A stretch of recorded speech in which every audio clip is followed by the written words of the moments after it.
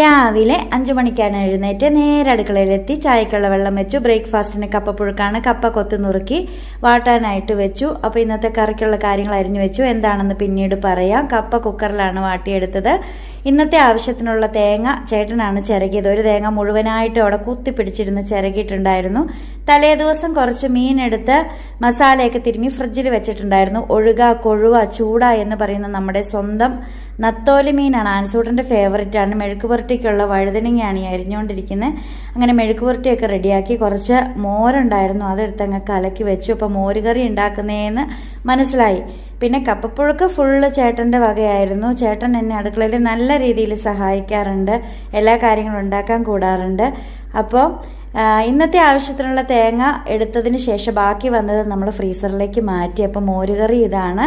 കുറച്ച് വെള്ളരിക്കയും അതുപോലെ ഏത്തക്കയും ചേർത്താണ് ഞാൻ മോരുകറി വെച്ചത്. ഭയങ്കര ടേസ്റ്റ് ആയിരുന്നു കേട്ടോ. ബാസ്കി മോനെയും കൊണ്ട് ചേട്ടൻ 1-നും 2-നൊക്കെ പോകും. അപ്പോൾ മുൻവശത്തേക്ക് കൊണ്ടുപോകാൻ വേണ്ടിയുള്ള ഒരു പിടിവലിയൊക്കെയാണ് അവിടെ നടന്നത്. ബാസ്കി മോൻ ചേട്ടനെ കൊണ്ടുപോയി എന്ന് പറയാം. അപ്പോൾ കുടിക്കാനുള്ള കഞ്ഞിവെള്ളമൊക്കെ മാറ്റി വെച്ച് ചോറിനെ അങ്ങ് വാർത്തിട്ടു. അതിനുശേഷം ചോറും പാത്രം അങ്ങ് കഴുകി വെച്ചു, അല്ലെങ്കിൽ ഉണങ്ങിപ്പിടിക്കും. പിന്നെ എനിക്ക് ആൻസൂടനൊക്കെയുള്ള ലഞ്ച് ബോക്സും അങ്ങ് റെഡിയാക്കി എടുത്തു. നല്ല മഴയായിരുന്നു രാവിലെ, അതുകൊണ്ട് തന്നെ ചേട്ടൻ എന്നെ കോളേജിൽ കൊണ്ടുവിടുമായിരുന്നു. അപ്പോൾ പോയിട്ട് വരാൻ, ടാറ്റാ.